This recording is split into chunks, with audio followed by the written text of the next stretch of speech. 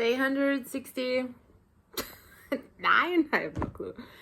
Still at my grandfather's house. I'm gonna stay here 11 more days because they have now a place in the rehabilitation center nearby, and they're gonna do some laser and electrotherapy and some hydrotherapy and some special water. So we're gonna see how this goes for my pain. But yeah, so much happened. Don't know where to start. Don't know what to tell you. Yeah, so many doctor stories I didn't tell you, so I'm just trying to pinpoint some of the stories I can tell you because I want to go to the gym. I'm totally motivated, and I made myself that's hot, ground beef in tallow, which I also made myself, and it's so crunchy. And I ate today beef steak with beef tartare, which was so cool. They served it on the same plate, and then I used the beef tartare to put it on a beef steak, and it tasted so good. It was like, you know, a sauce. It was so yummy. So I have a total beef day today, and I'm very proud of that. And no, it's not a total beef day. I did have 2 dates with 2 almonds, which is unbelievable good here. Unbelievable. It's not even worth comparing the food here in Bosnia with anything in Austria or the UK where I've been, or Tenerife, or where have I been else? I was in Budapest. I was in Germany. Yeah, it's just not comparable. It's not. It's real food. It's real food. And you see it also with the vegetables. They're real. They look real. They don't look fake. They don't look like you photoshopped damn paprika, you know? So it's not about food. It's not about food itself that everything is killing you. This stuff is killing you in our countries where we're living, and in countries which are less developed from the industry parts and who are still living a more normal life with farmers, and they have their, you know, people who are surrounding them, and I had that chicken, and you know, you're gonna go to your neighbor and you're just gonna grab some eggs. That's a completely different story. It's a completely fucking different story, and I'm telling you that. And also the same thing in Italy applies with spaghetti and pizza. It's a completely different thing, and that's what everybody's saying when they eat there. It, you know, not in a big cities where also everything started to be poisoned, but in a real small country parts, it's real food. It's not manipulated food, and it tastes completely different. You don't gain weight, you don't have any stomach pain and these kind of things. So here I don't have stomach pain from most of the stuff which I do in Austria. And Austria is one of the countries which is a little bit more careful with what they, you know, it's still reduced from the ingredients part than in America, but it's still a completely different story, I can tell you. So my only thing is, and I can tell you that I'm focusing on a meat part for 70 to 80%, as much as I can, meat fat. And everything else, if I want to eat it, I eat it. That's my personal approach to the whole carnivore thing. That's my personal approach to the whole health thing. And as I said, my MS is under control. I have it black and white, and I don't have to go in an extreme way. I don't have to put myself into stress or unhappiness just because that's not my thing. I can still be part of my social surrounding without overthinking everything, and it's different in Austria. Here it's completely different. I'm just spending time with family. We're just doing our thing. We're focusing on the meat. And one thing I can tell you also here, the doctors, all of them I met here, are completely pro and open carnivore. Completely. That's not what in Austria is happening. They're like, you can't do that, you know. That's not, didn't happen to me here. They were like, oh yeah, you're eating carnivore. Yeah, great. If it helps you, perfect, you know. And I met here, and I believe so much in God ways right now that I'm so freaking chilled. Even with all the diagnoses they were giving me, I'm so freaking chilled because I do trust now. I do trust that everything has a purpose in life. And when you think about how I got to the point where all the doctors are, which are not unbelievable, incredible, amazing, amazing. You can't even imagine after my dramas, and you heard it, watch back all my videos where you see some thumbnails where I'm crying. There are most of the time because some idiots in the medical industry really destroyed my whole well-being more than me being sick itself. These doctors I met now because God led me there. I swear to God. I swear to God, He led me there. That's insane. It's insane. So when we were in Ljubljana in Slovenia in the private clinic, my mom received from one of the receptionists who said, you know, if she's maybe low in iron, try this kind of syrup. So she wrote it down. When we were here in Bosnia, my mom said, you know, oh, there is a pharmacy. Would you like to go there? Maybe we can check out if they have this syrup. That was before I went to the doctors here. Then we went there and she said, no, we don't have that. And then my mom asked, do you know if some doctors gave infusions? And then she gave her a list of 3-4 names. And my mom called the first name and they had an appointment immediately. And that was like the biggest luck freaking ever, because this is a I don't know how to call it, where the doctors just combine all of their special fields and make like one big, it's not maybe you would say it's a clinic. I don't know how to address that, because it's not a clinic. They are not, you know, you still go to the specialists and doctors, and you can have private and also like normal. And I went there private and you pay for the specialist 25 euros. In my country you pay 150 and they don't even take time, and then you pay everything extra and extra and extra, and so much more than here. An ultrasound here costs even 25 euros extra. You know, that's impossible in my country, and they are so amazing. And I've been there to the family doctor, which I already told you about. I think she was incredible. Loved her. Then I was also at the thyroid doctor. He was one of the chilled guys, because they found in and that was the problem, in the quantum diagnostic, which is, a lot of people do think it is predicting what's gonna happen in 5 to 7 months or years, because they're using it also for astronauts and so on. So there are a lot of development in that field, because these kind of things should see before the MRI and the ultrasound see things, because it's below. So I did a test, and that was what showed the precancer cells in the thyroid and in the cervix, where the baby is growing. So I had to check that, because just you know, very controversial. So what the MRI was showing things which are not really that clear. So then I went to the specialist after this whole drama with that. I went to the specialist for the thyroids. He checked me out, and he was just so damn freaking cool. And that's why I'm so chilled, because, you know, don't trust all your first diagnoses, don't trust your second one, don't trust even your third one, trust your sixth one. You know, because that's then gonna be a little bit more clear.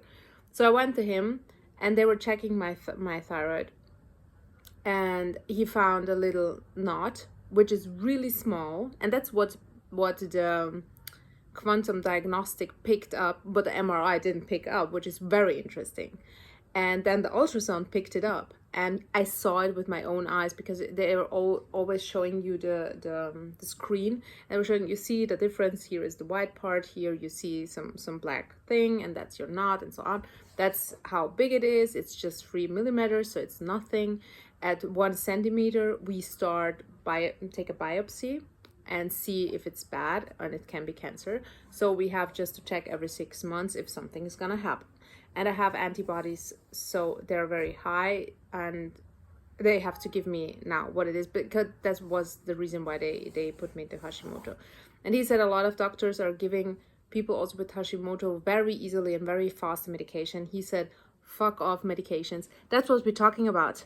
Ladies and gentlemen, we found our doctors who are sane. That's why I'm saying this, really. They're pro-carnivore, and they're saying, you know, I'm not gonna do anything or biopsy you just to take your money. That's not necessary, you know. And bullshit, because if it's happened, then we're gonna take a biopsy. We're just gonna check it every 6 months. So take it easy, be chilled, everything is fine for now. I'm saying, okay, good. Great, we're gonna go that way. And he said, and I'm never gonna give you any kind of medication, because if you don't need it, only if your hormones, the T3, T4, TSH, if I didn't say it now wrong, if they change, then we have to look up, because then you maybe need something. But unless that then don't change, people like to give it even because of the antibody part. So no, that's not what we do, and just chill out. I'm so freaking chilled, thank you very much. So that was done. I'm chilled with that part. It still can, the prediction of the quantum diagnostic can still be real, that in 6 to 7 months this little knot turns into cancer, which is what this is based off. But we now know it, we now saw it, and we're gonna look into it. And one of the most important part is, you have to know, is I was in Austria at the thyroid clinic, and they didn't see it. And you know why? I saw it with my own eyes. Their ultrasounds are completely blurry. They've been so freaking blurry. And the difference between here, which is Bosnia, we are not the most developed country like Austria, and their ultrasounds were so freaking clear that even when I saw from a woman that went out, and the children were holding the picture from a baby from the ultrasound, it's like I could see the damn baby, you know. And I remember my baby pictures from my son. I couldn't even recognize if this is a baby or, I don't know, a potato, you know. So that's kept me calm. Then I had an appointment with a woman's doctor to check me out. Oh my God, I can't even explain this. You have to be present to experience this. This was insane. I came in, this woman looked like one, I would say, you know, the Real Housewives, this kind of woman, but she was damn freaking on the point. She was like, you know, an older one. She was around about and 50, 60, something around that. So made, you know, with Botox and everything, but such a presence, such an amazing presence, such a self-confidence. She was unbelievable. Her energy was unbelievable. Trust me, that's crazy. I went in, and then she was like, you know what it is? I showed her where it hurts. And she looked at me, and then I talked about the quantum diagnostic. I asked about her opinion. I said that's what I discovered. And she said, you know, it's very controversial. Some doctors, we can't even say if it's good or bad, because sometimes it's very precise, and people come with these kind of diagnoses, and it turns out it was real and precise, so they don't want to judge. And that's what everybody says. And that's what a damn freaking professional should always say. I don't know. I didn't experience that. My experience is that this and this happened, or it's true or it's not true, but that's all I can say. So I can't judge something like that. So that's what professionals do. If you have somebody that's like, this bullshit or blah, blah, blah, or whatever, then you know you're at the wrong place. So same thing with carnivore. You know you're at the wrong place when a doctor is pissing you off. So then she said, you know what, you can't even imagine the situation. She's gonna check me out. And so she said, you know what, we're gonna check that. So she opened me up. I was a woman's doctor. She checked this part of the body which should have that. And she said, from this perspective, everything is perfect. And I said, you know, I have to my mom to get in, because my mom has to translate sometimes, because some of the medical stuff I can't translate in my language very easy. And I need her just in case if I cannot know an organ that I want to describe and I don't know the word for in my language. And and this doctor, she was so freaking cool. She was so damn chilled out. And she was like, come on, mom. You want to see that? Very open. And I'm like, oh, my dear Lord. And she was like, come on, you have to see that. This looks perfect. Nothing wrong there. I swear to God. But that's how my people work. So you maybe will also understand how Balkan people work. We are just too chilled out for most people to understand. And then she said, we're gonna do an ultrasound if you like. So she put me there. She put me the ultrasound, and then she saw also I don't know how it's called, like the same thing like the thyroid doctor, and the same thing like the quantum diagnostic C. And she said, you know what, I think that's what they picked up, but I can tell you that this is not, that I'm pretty sure it's not gonna turn into anything like cancer dangerous. I have myself a bigger one, and be cool, I promise you. And she was like, I promise you, honey, that's gonna be perfect, believe me. She was the way she was, I can't even reproduce that what this was. It was just, she was giving me so much, oh my God, damn. You know what she said? She said, how many kids do you have? I said 1, 11 years old. And she said, you know what, you're gonna have a second one, I'm telling you that. And she said, you're gonna search for a husband in Austria, take a rich one. You don't have to even to love him, just take a rich one and enjoy your life. That's what you're gonna do, and then you're gonna be fine.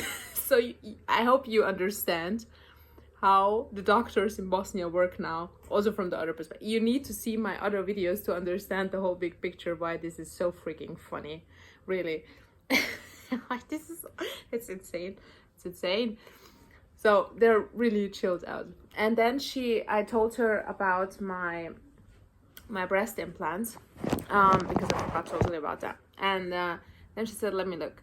And she was looking at them, and she was like, you see this one, it's a little bit tighter. So was it before? I said, I don't know. I have them now for 15 years. I can't even tell if they're not different or not, like before. And she said, I'm pretty sure the one where you have pain is tighter. So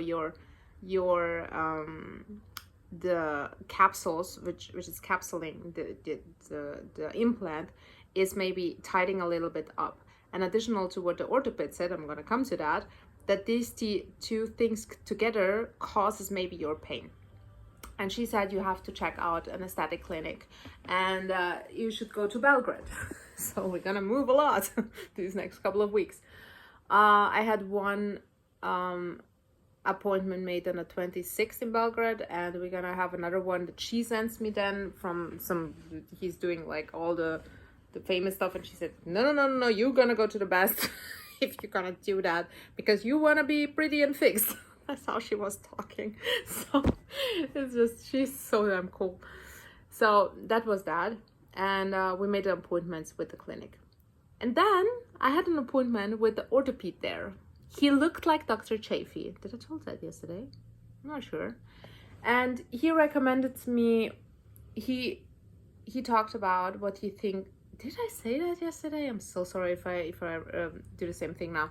But since I was in doing Muay Thai and kickboxing, yeah, I did tell you that. So a lot of people were kicking me in the ribs. And at the time, I was thinking that's a hematoma, or just, it just hurted a little bit.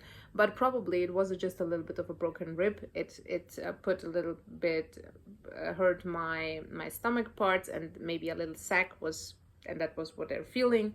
So probably the combination of, if you have my breast, and there is this little sac moving, and there is also the pain where the sac is, it might be because this is tightening up, that this little sac is then also being tightened up, and that's what's always causing this pain. And the problem is, the more this tightens up, the more this thing will just rip and break. It's nothing dangerous, it's just something that is very, very painful, and you can't do anything about it. So he recommended me to go to this doctor in the Rehabilitation Center, because she's a doctor of physiology. Never been to a physiology doctor, not a physiotherapist, that's a different part. And she was also so incredible. Yeah, I can't even say that. What's going on? And she was so incredible. She was sitting down, such a cool attitude and energy, strong, totally educated. She looked at all my papers. She was the first who looked at all my damn papers, which I had a ton now. I will show it to you tomorrow. I now bought even pretty little things to make it pretty and to sort all my diagnoses. So she was really reading it and looking at it, and I was like, oh, you're the first one. Funny. You're doing a job that every doctor should do. And she also cost 25 euros, by the way, private as well. So, and she looked everything, she checked me and so on. And we talked about it, and I saw in her that she was like, yeah, I know what you're going through. And I said, oh, I can see it in your eyes that you went through something similar, right? And she said, absolutely yes. She said, I was even with everything, I've done everything. I even done the same thing like you did with the quantum diagnostics and all these hoochie-boochie things. I did a lot of things, even in voodoo, so to figure out what's wrong with me. So we were talking a little bit about it.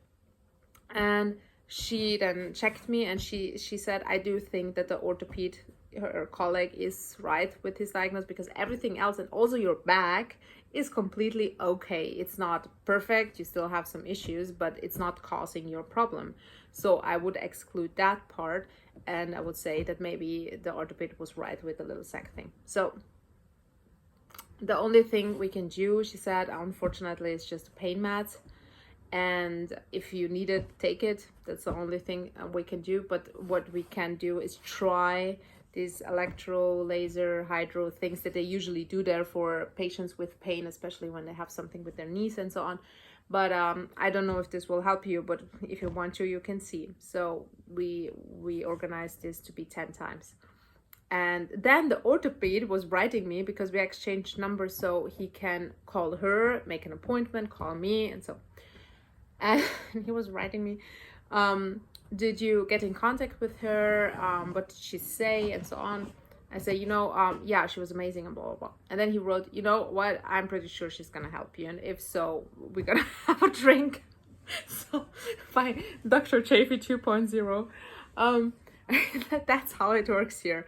So to understand this mentality, they are just, for most Europeans, too easygoing, maybe even for Americans. But that's the beauty about it. It's just you feel more safe. You feel just a little bit more, you see me, I'm happy. Even with that much crap going on, I'm happy. I'm so damn happy. And we went today to my family. We spent the whole day with the baby and the music and my child and the family and other people. We're spending in the garden. We were dancing to crazy music. We were just enjoying life and, exchanging funny things. And that's what life should be. Life should be so light, so easy. And in my home in Austria, I have the perfect home. I have the perfect apartment. I have everything. Here we don't have much. You see it with my grandfathers. We don't have much. We share the Wi-Fi, and sometimes this works, sometimes it's not. It's very loud. We're in the middle of a really big city, big street. It's a small city. Everything, you go outside, you have bakeries everywhere and coffee shops, and everybody's just going for coffee and asking you out for coffee, basically everything. And it's just about, I'm not going home, I'm sad, I'm tired, I'm laying down in bed, that's my life, I'm watching some Netflix, and that's that. Everybody's tired, everybody's not going home, everybody's just going out and have some fun and do something and enjoy life, and are not depressed and sitting at home and watching some Netflix. They're just gonna spend some time with some people, just to drink a coffee, have a drink, then go home and watch Netflix, but still have this social entertainment. And that's what I'm so damn missing in my place. I'm missing just being social, having these. We just drive to our friends, we knock at the door and say, hey, are you up for a drink? And not we're gonna make appointments 2 months in advance to meet each other as best friends. Are you fucking crazy, And these things are here so damn visible. And that makes also the mental state so damn peaceful. And just, I just can't express that. So you saw me how much I suffered the last couple of weeks. And even me now having like this roller coaster of emotions with all these doctors and back and forth, and that's that, and then somebody say it's not, and they say that's that, and that's not, and so on and so on and so on. It was a roller coaster of emotions and everything. And whatever happens, even with the prognosis 5 to 7 months that the bad things can happen, then I still have 5 to 7 months to fix it, and I'm gonna fix it in my own ways. And I just trust the path right now. I just trust it. Honestly, I do, because I do think that your mental state, your happiness can heal it. And if I go back to this dark place, which for me it's a little bit also my house, and this beautiful house, but it's like a golden prison sometimes. And also my work is also a little bit of a golden prison. I need to figure out a way that's just different. And I can tell you, just having less and enjoying more is so much more worth than having more and enjoying less. So metaphor. But yeah, so I will eat now and then figure out if I want to go to the gym, just to be outside and listen to music and do something, because I have it in front of the door. And I should enjoy that, because at my place I don't have anything in front of the door besides just green. And I'm allergic to everything green that's growing and it's suffering. But yeah, so I can tell you that we just gotta figure it out now, also with the implants, and also if this therapy helps, and what's going on, and then how to figure these things out, and how to figure out what to do when I get home, and just to change a little bit my life more than I already did, because I did change it a lot, especially for me going to having a software company 24/7, working with 16 employees, being responsible for them, to going to working for a big corporate company, just selling my shares and having a little bit of a peaceful life, being also able to also sometimes work remote. A little bit, but yeah, because my boss allowed me, but the company itself, let's see. But it's peaceful. I can work here from co-working spaces, it's just enjoyable, because you have people who actually work, who enjoy working, and everybody's doing something different, and it's just inspiring, because it's just more, and spending some time. And the more modern it gets, that's what I saw here also, the co-working space I was before, it was old school. Everybody was old school, and it was so cool, and we were all like tied together. It was cool. And here they built like this big fancy pantsy hipster style location. It was awful. Nobody was talking to each other. It was cold. It was just ugh. So I spent one day there, and then I said goodbye. I'm gonna go to the other co-working space, which is more far away, and I will walk there. It's fine. So yeah, so I can tell you, just making your surrounding happy, enjoyable, social, and just get back on this track. It takes time to find the right surrounding, and I think it's worth it. The question is just how to maintain that and continue that, when you know that's Austria is not my place, it's not my people, and I don't like them. Most, not everybody, of course. I do have friends that I enjoy spending time with, but like the big picture, the big energy is just not my style. Here it's more, easy, just easy, and more light, and more, approachable. And that's what I'm missing in my life, and I think it's very important. So I babbled. I'm gonna taste that now in front of you, because my mom made it. And the food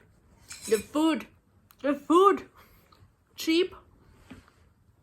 My big beef steak, which is the most expensive steaks in restaurants, big beef tartare I had today cost 30 euros in one of the best restaurants. So when that's the price in a restaurant, you can imagine how much it is in the butcher when you pay it yourself and buy it yourself. So come here. We're gonna make holidays here. We're gonna open here a little place, farm, whatever. We're gonna do something. We're gonna do something, because it's just a place to be. I'm too obsessed. So, see you tomorrow. I have in the morning the appointment with this laser thingy bingy. So we're gonna see how this goes, and wish me luck that this helped with my pain. And we're gonna do that. I'm gonna fix that. I'm gonna fix everything. You're gonna fix everything in your own ways, with your own little tweaks, with everything you need in life. You're gonna damn fix it. Okay? You're gonna do that. And you're gonna listen to yourself. Because when you stop listening to yourself and just listening to everybody else, you would just be depressed and go crazy. Especially being too much online. Here, not having every time Wi-Fi. Peace. Harmony. Love, baby. So, turn off your phone as much as you can. Go live outside. And, try to enjoy life. Just get some coffee by yourself, whatever. Just go out. Go. Go now. Whatever, however late it is at your place. Go. Turn your phone out. Okay? So, great. We're gonna fix that. Okay? Great. So, bye. See you tomorrow.